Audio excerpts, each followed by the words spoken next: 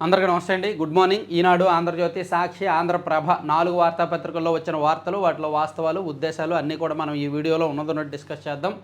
Content నచ్చితే కొత్త వాళ్ళు ఎవరైనా ఉంటే సబ్స్క్రైబ్ చేసుకోండి. పాత వాళ్ళు డైలీ చూసే వాళ్ళు అయితే ఖచ్చితంగా లైక్ చేయండి. ప్రతి ఒక్కళ్ళు లైక్ చేయండి.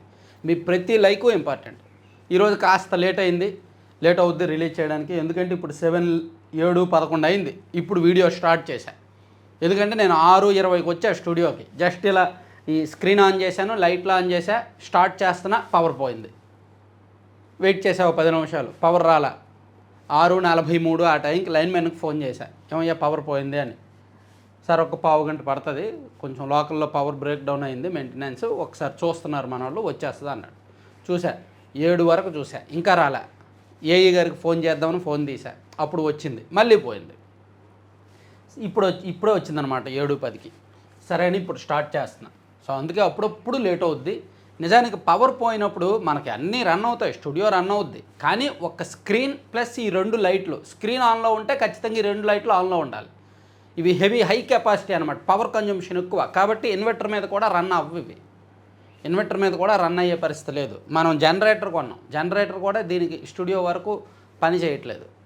ఇంకా అందుకని స్టూడియో మీద రన్ అయింది అనుకోండి జనరేటర్, స్మార్ట్ జనరేటర్లు ఏమో ప్రాబ్లం వస్తున్నాయి, ఓల్డ్ మోడల్ జనరేటర్లు ఏమో సౌండ్లు వస్తున్నాయి. అందుకని దాన్ని పక్కన పెట్టి actually high end capacity inverter వాడుతున్నాం. కానీ ఈ స్క్రీన్కి పని చేయదు అది. సరే అది పక్కన పెట్టేస్తే మహాకుంభమేళాలో తొక్కిసలాట 30 మంది దుర్మరణం అని ఈనాడులో రాశారు. ఆంధ్రజ్యోతిలోనేమో 40 మంది అని రాశారు. ఇక్కడ ప్రభుత్వం, ఉత్తరప్రదేశ్ ప్రభుత్వం ఎంత నిర్లక్ష్యంగా ఉందంటే, ఘటన జరిగిన 16 గంటల వరకు అఫీషియల్గా ప్రకటన చేయలే.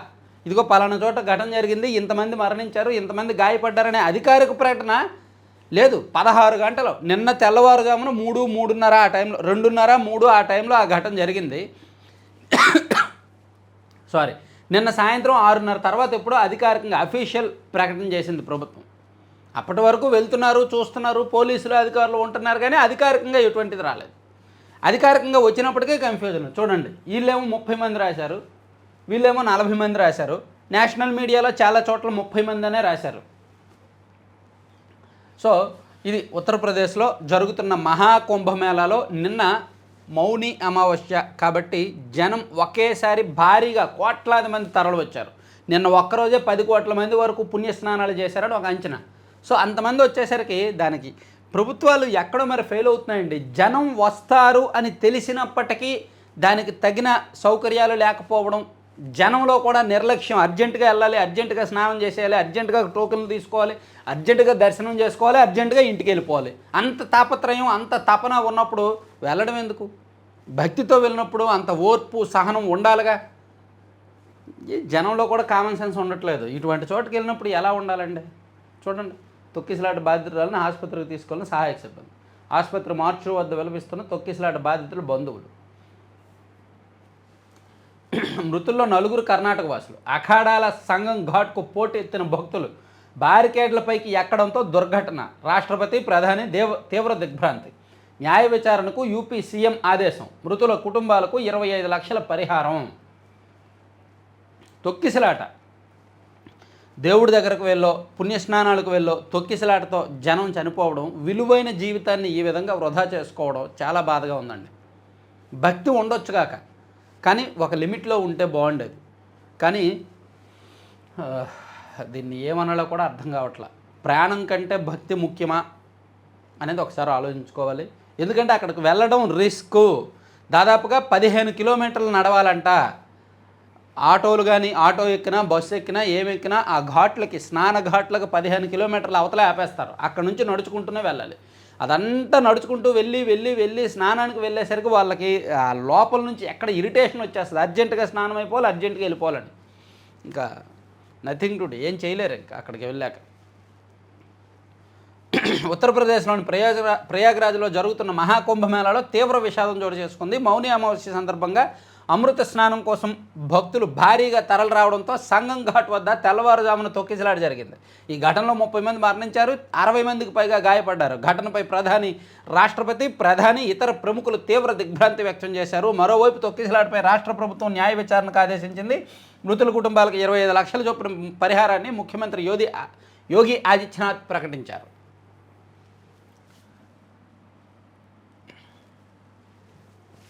సో ఆంధ్రజ్యోతిలో 40 మందిని రాశారు, మరి సాక్షిలో 30 మందినే రాశారు. ఆల్మోస్ట్ నేషనల్ మీడియాలన్నీ 30 మందినే కవర్ చేశారు. ఈ ఆంధ్రప్రభలో కూడా 30 మందినే కవర్ చేశారు. అరకొర వస్తువులు, విఐపీలకు ప్రాధాన్యము, విపక్ష నేతలు ఖర్గే, రాహుల్ విమర్శ. సో అరకొర వస్తువులు సరిగా లేవు, ప్లస్ విఐపీలకు ఎక్కువగా ప్రాధాన్యం ఇచ్చారు, విఐపీల హడావిడి ఎక్కువైంది, అందుకే ఈ పరిస్థితి అని చెప్పి ప్రతిపక్షాలు విమర్శిస్తున్నాయి. సో ఇది ఓవరాల్గా మహాకుంభమేళకు జరిగిన సంఘటనకు సంబంధించి. అలాగే నిన్న ఈనాడులో పెద్దిరెడ్డి గారి భూ ఆక్రమణ మీద ఒక పెద్ద వార్త రాశారు. అటవీ భూమిని ఆయన 75 ఎకరాలు ఆక్రమించుకున్నారు అని. సో అది నిజమే అని ధృవీకరించింది ప్రభుత్వం. ప్రాథమికంగా ఆ జిల్లా కలెక్టర్ రిపోర్ట్ కూడా ఇచ్చారు ప్రభుత్వానికి. ఎస్, ఆక్రమణ నిజమే అని ప్రాథమికంగా నివేదించారంట. పెద్దిరెడ్డి భూ ఆక్రమణలపై సంయుక్త కమిటీ, చిత్తూరు జిల్లా కలెక్టరు, ఎస్పీ, అనంతపురం ఫారెస్ట్ కన్జర్వేటర్లతో నియామకం. వెంటనే నివేదిక సమర్పించాలని ముఖ్యమంత్రి ఆదేశం. పెద్దిరెడ్డి భూ కబ్జా నిజమే, ప్రాథమిక విచారణలో వెల్లడి. ప్రభుత్వానికి చిత్తూరు జిల్లా కలెక్టర్ నివేదిక. వెబ్లాండ్లో అదనంగా ఎక్కించుకున్నారని వెల్లడి. కానీ పెద్దిరెడ్డి గారు మాత్రం నేను 2001లోనే తీసుకున్నాను, 1981 ఫారెస్ట్ భూములు ప్రక్షాళన జరిగినప్పుడు రికార్డులు మారుంటాయి, ఏదో సంథింగ్. ఏమండి, ఒకటి మాత్రం నిజమండి, చుట్టూ అడవుంది, మధ్యలో ఆయనకేమో ల్యాండ్ ఉందంట, అది ఆయన సొంత భూమి అంట, అది ఆయన పట్టా భూమి అంట, ఎలా వస్తుంది? సో అటవీ భూములు ఆన్లైన్ రికార్డులు ప్రక్షాళన జరిగినప్పుడు 1980sలో ఎప్పుడో జరిగినప్పుడు కొన్ని భూముల్ని వెనకేసుకున్నారు కొంతమంది. దానిలో భాగంగా ఆయన కూడా అలా వెనకేసుకున్నారేమో. మొత్తానికి ఈనాడులో ఒకటి రాశారు.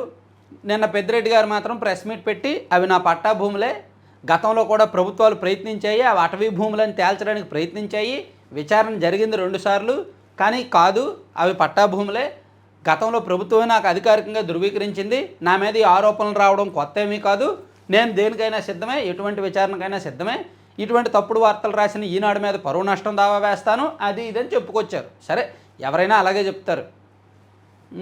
ఓకే. సో పెద్దిరెడ్డి గారికి సంబంధించి ఆక్రమణ నిజమే అని చెప్పి ఈరోజు మళ్ళీ ఈనాడులో ధృవీకరించారు.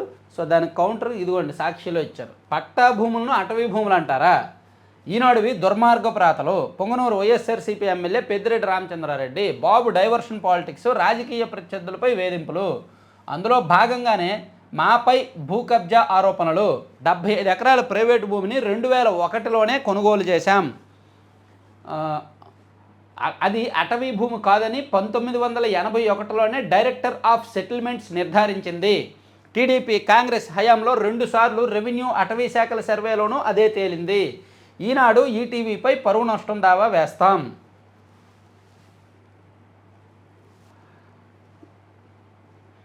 ఎవడురా నువ్వు ఇంత టాలెంటెడ్గా ఉన్నావు? అది మామూలు విషయం కాదు. ఎంతో టాలెంట్ ఉంటేనే అలా మధ్యలో ఉండగలరు. తర్వాత పక్కన పెట్టేస్తే పెద్దిరెడ్డి గారు వార్త, నివాస ప్రాంత ఆధారిత కోట రాజ్యాంగ ఉల్లంఘనే, ఎవరు ఎక్కడైనా చదువుకోవచ్చు, వైద్య విద్య పీజీ ప్రవేశాలపై తేల్చి చెప్పిన సుప్రీంకోర్టు. ఇప్పటికే చేరిన వారికి ఇది వర్తించదని స్పష్టీకరణ. ఇది ఆ రాష్ట్రం ఈ రాష్ట్రం అని లేదు, ఎక్కడోళ్ళు ఎక్కడైనా చేరిపోవచ్చు, అది నిన్న సుప్రీంకోర్టు చాలా స్పష్టంగా చెప్పింది. వైద్య విద్య పోస్ట్ గ్రాడ్యుయేట్ కోర్సుల్లో రాష్ట్ర కోటా కింద నివాస ప్రాంత ఆధారిత డొమిసైల్ బేస్డ్ ప్రవేశాలను అనుమతించలేమని, అది రాజ్యాంగంలో 14వ అధికరణాన్ని ఉల్లంఘించడమే అవుతుందని సుప్రీంకోర్టు తేల్చి చెప్పింది.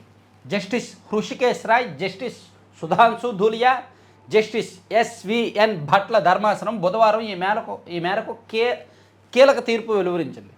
పీజీ వైద్య విద్యలో నివాస ప్రాంత ఆధారిత రిజర్వేషన్లు రాజ్యాంగ విరుద్ధమని చెప్పారు. అంటే ఈ లోకలు నాన్ లోకల్ అనేది ఏమీ లేదు, ఇది లోకలు మా స్టేటు కాబట్టి మాకు రిజర్వేషన్లు ఉంటాయి అనేది కూడా లేదు, local quota non local quota అనేది లేదు, అందరూ అన్ని చోట్ల చేరిపోవచ్చు అనేది నీట్ పీజీకి సంబంధించి చాలా క్లియర్గా, వైద్య విద్య పీజీలకు సంబంధించి చాలా క్లియర్గా సుప్రీంకోర్టు చెప్పింది. తర్వాత ఈనాడు వరద సహాయ నిధి 9.43 కోట్లు, విరాళాలు ఇచ్చిన అందరికీ కృతజ్ఞతలు, త్వరలోనే పునరావాస కార్యక్రమాలు ప్రారంభం. సో ఈనాడు విజయవాడలో వరదలకు సంబంధించి ఈనాడు ఒక ప్రత్యేకమైన సహాయ నిధి ఓపెన్ చేసి 9,43,53,51,615 రూపాయలు కలెక్ట్ చేశారంట. దాంతో ఒక మహత్తర కార్యక్రమాన్ని చేపట్టడానికి వాళ్ళు రెడీ అవుతున్నారు. సో మొత్తానికి విజయవాడలో వరదలు వచ్చి సెప్టెంబర్లో వచ్చాయి కదా, సెప్టెంబర్, అక్టోబర్, నవంబర్, డిసెంబర్, జనవరి, దాదాపుగా 5 నెలల్లో వాళ్ళు. సో దీంతో వాళ్ళు అక్కడ ఇల్లు కట్టడం కానీ, స్కూల్స్ కట్టడం కానీ ఏదో ఒకటి చేస్తారు. ఈనాడు చేపట్టే కార్యక్రమాలు బాగానే ఉంటాయి. సో మనం కూడా వరదల సందర్భంగా కొంత చేసాము, చేయగలిగినంత చేసాము. నెక్స్ట్ టైం ఏమైనా చేసినప్పుడు ఒక సెపరేట్ అకౌంట్ ఒకటి ఓపెన్ చేసి మన సబ్స్క్రైబర్స్లోనే కొంతమందిని దానిలో జాయింట్ అకౌంట్ హోల్డర్స్గా చేసి ఒక సహాయ నిధిని మనం కూడా ప్రారంభించి చేయాలని ఆలోచన ఉంది నెక్స్ట్ టైం, ఇప్పుడు కాదు. వాట్సాప్తో పౌర సేవలకు నేడు శ్రీకారం. తొలి దశలో 161 సేవలు అందుబాటులోకి అధికారికంగా ప్రారంభించనున్న మంత్రి లోకేష్. దేశంలోనే తొలిసారిగా వాట్సాప్ గవర్నెన్స్కు శ్రీకారం. సమీక్షించిన ముఖ్యమంత్రి చంద్రబాబు. మీకు కుల ధృవీకరణ పత్రం కావాలా, జస్ట్ వాట్సాప్లో మెసేజ్ చేస్తే చాలు. ఆదాయ ధృవీకరణ పత్రం కావాలా, ఆఫీస్కి వెళ్ళక్కర్లా, వాట్సాప్లో మెసేజ్ చేస్తే చాలు. ఇలా 161 రకాల పౌర సేవలు మీ సేవకు వెళ్ళి తీసుకోవాల్సినయో, సచివాలయానికి వెళ్ళి తీసుకోవాల్సినయో, ఎంఆర్ఓ ఆఫీస్కి వెళ్ళి తీసుకోవాల్సినయో వాట్సాప్లో మనం పెడితే చాలు. అయితే ఇక్కడ వాట్సాప్లో పెట్టే వాటి నుంచి రిప్లై రావాలంట. మీరు అడిగిన ధృవీకరణ పత్రం సమీపంలో మీ సేవలో ఉంటుంది, వెళ్ళి తీసుకోండి, లేదా మీరు అడిగిన ధృవీకరణ పత్రం సమీపంలో సచివాలయంలో ఉంటుంది, వెళ్ళి తీసుకోండి అని అనకపోతే చాలు. నాకైతే ఇటువంటి అదే వస్తాయి. సో అంటే సలహాలు ఇవ్వకుండా పరిష్కారం చూపిస్తుందని ఆశిద్దాం.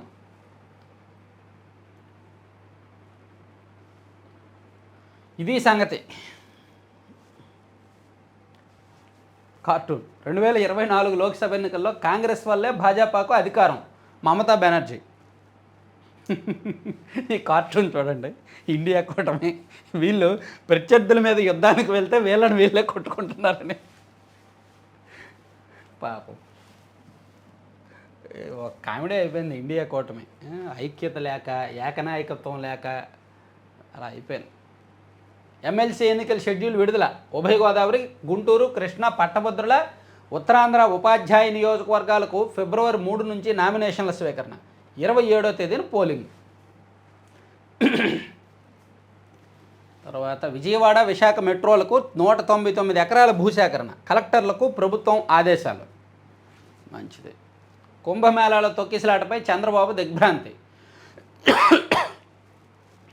ప్రతి నెల ఆఖరణ మనం Amaravati, Polavaram ground report videos చేస్తామని నేను గతంలో చెప్పాను కదా. సో రేపు జనవరి 31 నేను అమరావతి వెళ్తున్నా గ్రౌండ్ రిపోర్ట్ చేయడానికి. అక్కడ స్థానికంగా ఉన్న మన సబ్స్క్రైబర్స్ని తీసుకునే వెళ్తాను. మన సబ్స్క్రైబర్స్ టీమ్గా వెళ్ళి అక్కడ గ్రౌండ్ రిపోర్ట్ ఏంటి, వర్క్స్ ఏంటి, ఏ స్థాయిలో ఉన్నాయి, ఏ స్టేజ్లో ఉన్నాయి, ఎంత నిధులు ఖర్చు చేశారు, ఎప్పుడు పూర్తయ్యే అవకాశం ఉంది, ఇదంతా కూడా రేపు అమరావతి పరిశీలనకు వెళ్తున్నాను. ఆ దగ్గరలో ఉన్న సబ్స్క్రైబర్స్ ఎవరైనా ఇంట్రెస్ట్ ఉంటే మెసేజ్ చేయండి. నా వాట్సాప్ నెంబర్ ఉంటుంది మీ దగ్గర. వెళ్దాం. రాష్ట్రంలో అర్ధరాత్రి 12 గంటల వరకు హోటళ్ళు. పర్యాటక శాఖ మంత్రి కందుల దుర్గేష్ గారు చెప్పారు, అర్ధరాత్రి 12 గంటల వరకు హోటల్స్ తెరుచుకోవచ్చంట.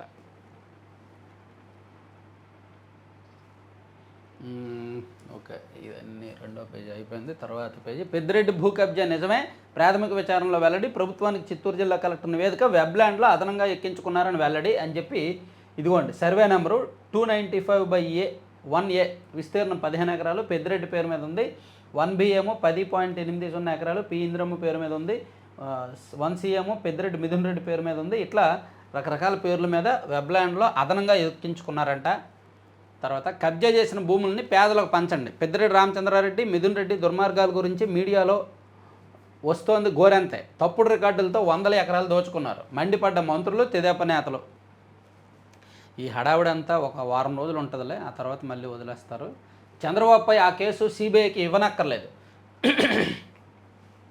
ముఖ్యమంత్రి చంద్రబాబు ఉమ్మడి ఆంధ్రప్రదేశ్ సీఎంగా ఉన్నప్పుడు హైదరాబాద్లో స్పోర్ట్స్ అకాడమీల ఏర్పాటు కోసం MIG Bharat academies private limited సంస్థలకు జరిపిన భూ కేటాయింపులపై ఇప్పుడు 2002లోనో 2003లోనో భూమి కేటాయించారు గోల్ఫ్ కోర్ట్ కోసం, దేనికోసం.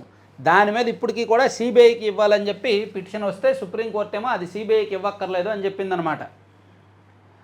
2003 ఆగస్టు 9న ఆ సంస్థతో ఒప్పందం చేసుకొని ఒక్కొక్క చోట ఎకరా 50,000తో 400 ఎకరాల భూములు విక్రయిస్తూ సేల్ డీడ్ను రిజిస్టర్ చేయించడాన్ని వారు సవాల్ చేశారు.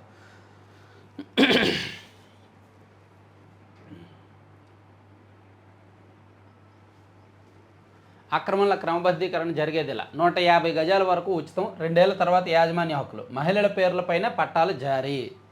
అభ్యంతరం లేని ప్రభుత్వ భూముల ఆక్రమణ క్రమబద్ధీకరణ పట్టాలను మహిళల పేర్ల మీద జారీ చేస్తామని కూటమి ప్రభుత్వం ప్రకటించిందంటండి.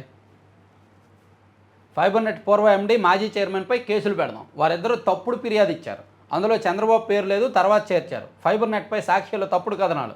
దీంతో పత్రిక ఎండీ భారతికి టెరాసాఫ్ట్ లీగల్ నోటీసులు. కక్ష సాధింపుగానే fibre net case GV Reddy గారు మాత్రం చాలా సిన్సియర్గా, చాలా సీరియస్గా తన ఫైబర్ నెట్ని చక్కదిద్దుతూ గత ప్రభుత్వ హయాంలో జరిగిన తప్పులను బయటపెట్టే ప్రయత్నం అయితే చేస్తున్నారండి. ముఖ్యమంత్రి చంద్రబాబుపై తప్పుడు ఫిర్యాదులు చేసిన ఫైబర్ నెట్ పూర్వ ఎండీ మధుసూదన్ రెడ్డి, మాజీ చైర్మన్ గౌతమ్ రెడ్డిపై కేసులు పెట్టే అంశాన్ని పరిశీలిస్తున్నట్టు సంస్థ చైర్మన్ జీవీ రెడ్డి పేర్కొన్నారంట. దీనిపై న్యాయ నిపుణులతో సలహాలతో ముందుకెళ్తామని చెప్పారంట. అలాగే సాక్షికి కూడా నోటీసులు ఇస్తారంట.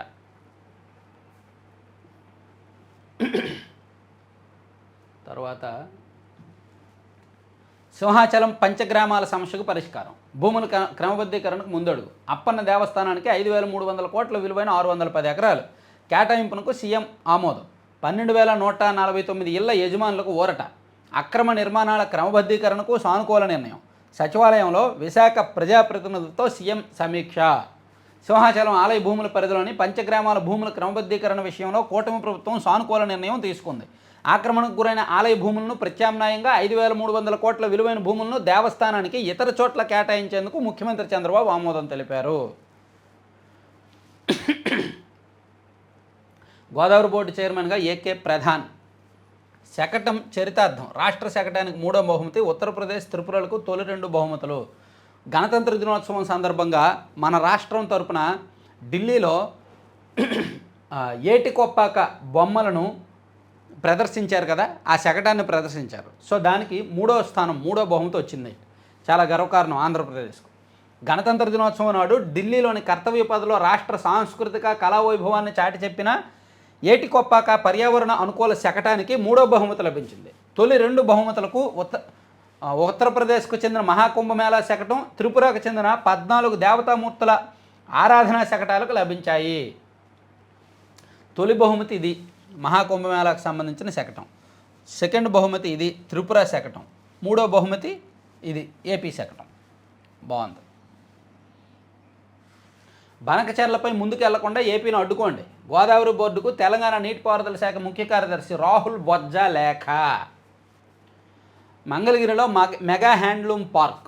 బీసీ, చేనేత, జౌళి శాఖ మంత్రి సవిత.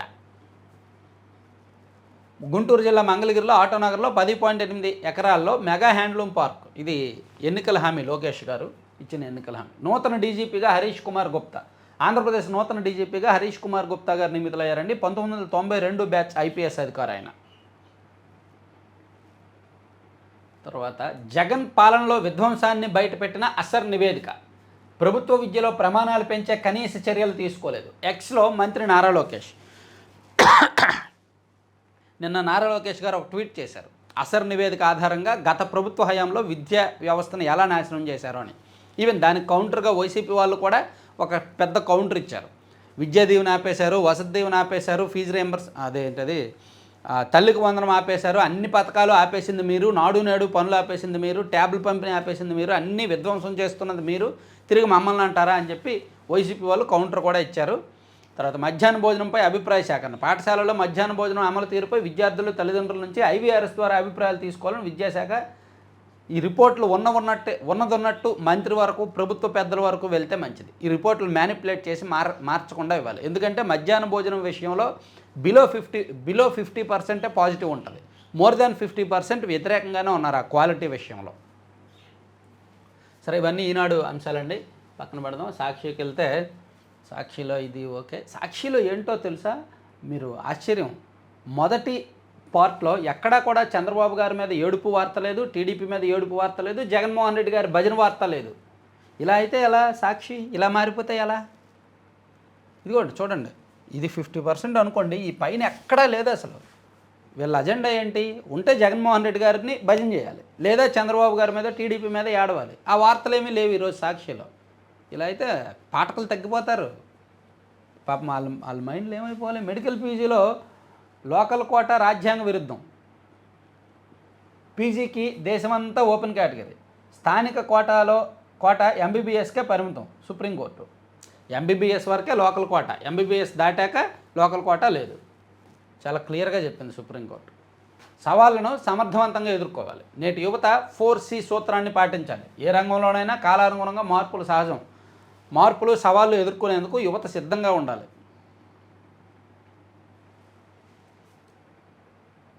వక్ఫ్ ముసాయిదా నివేదికకు జేపీసీ ఆమోదం, అభ్యంతరం వ్యక్తం చేసిన విపక్షాలు. వక్ఫ్ సవరణ బిల్లును సమీక్షించిన సంయుక్త పార్లమెంటరీ కమిటీ ఎట్టకేలకు తమ ముసాయిదా నివేదికను బుధవారం ఆమోదించింది. జేపీసీ వెయ్యడం ఎందుకండి? ఇలా 15 మంది అనుకూలంగా 11 మంది వ్యతిరేకంగా ఓటు వేసినప్పుడు జేపీసీ వేసి ఏంటి ప్రయోజనం? జేపీసీ వేస్తారు, వాళ్ళ అనుకూలమైన వాళ్ళని ఎక్కువ మందిని వేసుకుంటున్నారు, వాళ్ళు అనుకూలంగానే ఓటు వేస్తారు, ఇంక వాళ్ళకు అనుకూలంగానే వద్ది. అలాంటప్పుడు నిర్ణయాలు వాళ్ళే తీసుకొని, కమిటీ వాళ్ళే వేసి, అనుకూలమైన వాళ్ళని వాళ్ళే వేసుకొని, రిపోర్ట్ వాళ్ళే తెప్పించుకొని, ఇదంతా ఏకపక్షంగా ఉంది కదా. రేపొద్దున జమిలి ఎన్నికల విషయంలో కూడా అదే జేపీసీ రిపోర్ట్ అలాగే ఉంటుంది. బంగారు కొండే రోజు రోజుకు కొత్త రికార్డులతో దూసుకెళ్తున్న పుత్తడి ధర, ట్రంప్ సుంకాల మోత, ఆర్థిక అనిశ్చితి ఎఫెక్ట్, అమెరికా ఫెడ్ రేట్ల కోత పాజ్ చేయడము పసిడికి సానుకూలమే. భారత్లో రూపాయి విలువ తగ్గడంతోనూ ధరలకు ఆజ్యం. ఏడాది అంతర్జాతీయంగా $3,150 తాకవచ్చన్న విశ్లేషకులు. అమ్మో, తులం బంగారం ₹1,00,000 తాకడం ఖాయమని అంచనాలంట. పట్టా భూములను అటవీ భూములు అంటారా? ఓకే మాస్టరు, నాకు మీడియా అంటే లెక్కలేదు. అతిగా రాస్తే రైలు పట్టాలపై పడుకోబెడతా. ఇలాంటివి ఎన్నో చేసి ఈ స్థాయికి వచ్చా. మీడియా ప్రతినిధులకు టీడీపీ ఎమ్మెల్యే గుమ్మనూరు హెచ్చరిక. ఇది ఎమ్మెల్యేలు గెలిచి చెయ్యండి అంటే మీడియా వాళ్ళని బెదిరించే పరిస్థితికి వచ్చారు.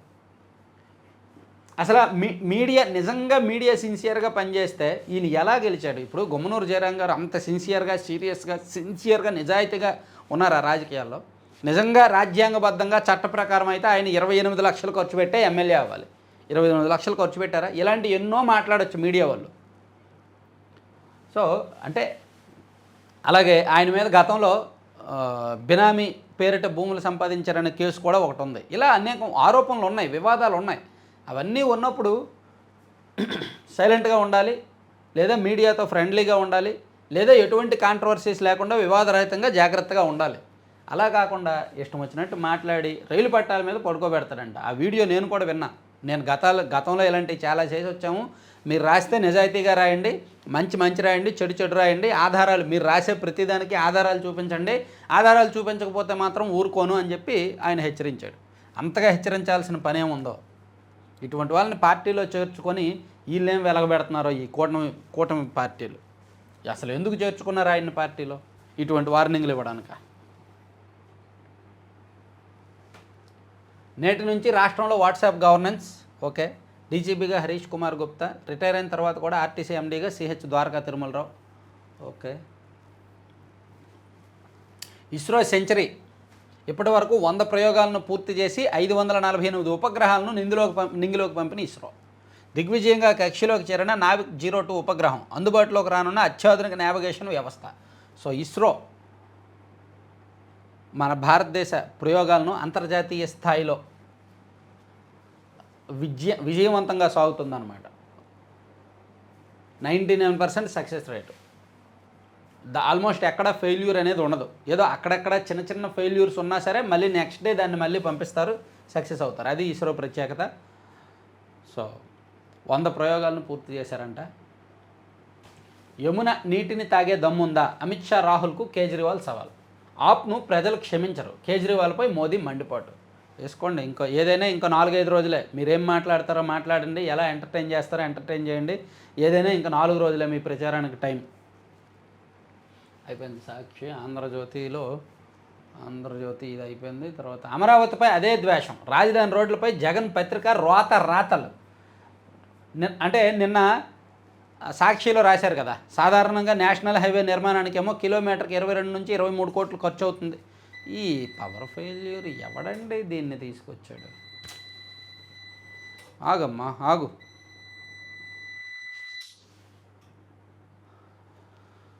సాధారణంగా డోర్ తీస్తా, భయపడతారు చీకట్లో. సింపుల్గా సంక్షిప్తంగా చెప్పేస్తా, ఇప్పటికే లేట్ అయింది.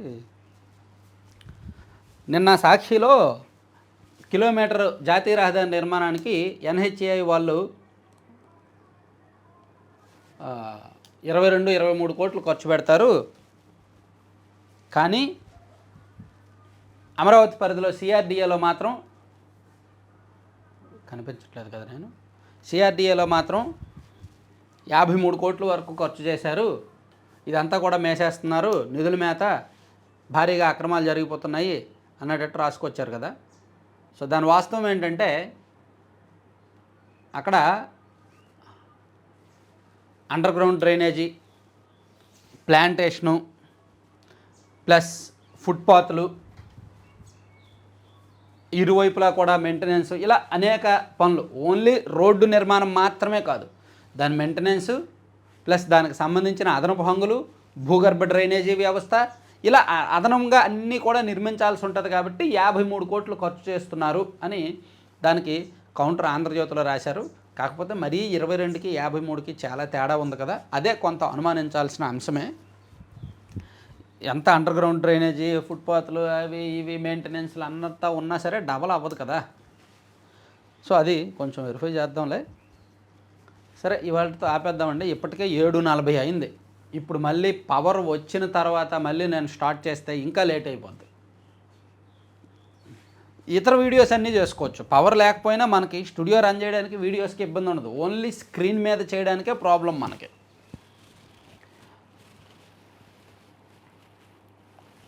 So thank you. చివరి వరకు చూసిన వాళ్ళందరికీ కూడా 1-2 సార్లు థ్యాంక్ యూ. అందరూ లైక్ చేయండి, లైక్ చేసి వెళ్ళండి. ఈరోజు న్యూస్ పేపర్ అనాలిసిస్ ఇంతటితో ముగిద్దాం.